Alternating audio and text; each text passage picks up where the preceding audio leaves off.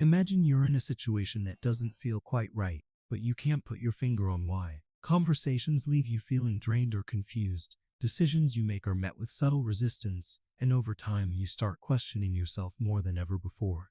This could be manipulation, a hidden force that chips away at your confidence and clarity without you even realizing it.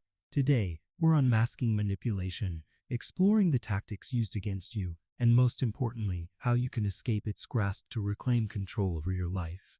Manipulation is rarely loud or obvious. It's quiet, calculated, and often wrapped in the disguise of care or concern. It's not just about what's said, but how it's said and the intentions behind it. A manipulator knows how to push your buttons without you catching on. They may present themselves as the victim, use your kindness against you, or twist situations to suit their agenda. It's like walking through a maze where every path seems to lead you further from your own truth. One common tactic is emotional manipulation.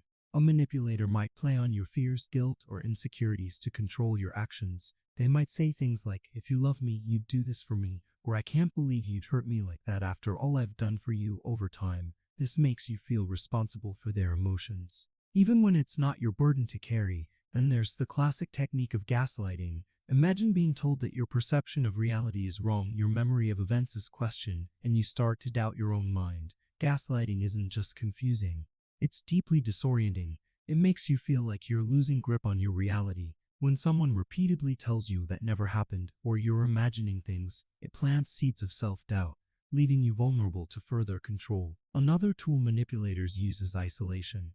They subtly pull you away from friends, family, or anyone who might challenge their influence. They might say things like, "I don't think your friends really care about you," or "Why do you need to spend time with others when you have me?" This tactic makes you more reliant on them, creating a dependency that makes it harder to break free. Manipulators also excel at blame shifting. If something goes wrong, it's never their fault. They'll find a way to make it about you. If they're upset, it's because of something you did. If they hurt you, it's because you provoked them. This endless cycle of blame keeps you on the defensive, always trying to fix things that aren't even your responsibility. Now, recognizing these tactics is the first step toward freedom. The second step is learning how to respond and set boundaries. When dealing with manipulation, it's crucial to stay calm and composed. Manipulators thrive on emotional reactions because it gives them more control. Instead of reacting, take a moment to pause, breathe, and assess the situation. Remember, you have the power to choose your response. Setting boundaries is your strongest defense. If someone tries to guilt trip you,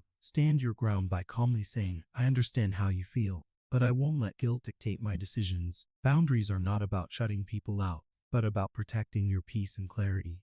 They send a clear message that your worth isn't up for negotiation. Another key strategy is to trust your instincts. If something feels off, don't ignore it. Your gut is often your best guide in spotting manipulation. Reflect on the patterns you've noticed. Are you constantly apologizing for things that aren't your fault? Are you feeling more anxious or uncertain than before? Trusting yourself is the foundation of breaking free from a manipulative cycle. When it comes to escape routes, remember that seeking support is not a sign of weakness, but a sign of strength. Talk to someone you trust, whether it's a friend, family member, or therapist. Share your experiences and allow them to help you see the situation from a clearer perspective.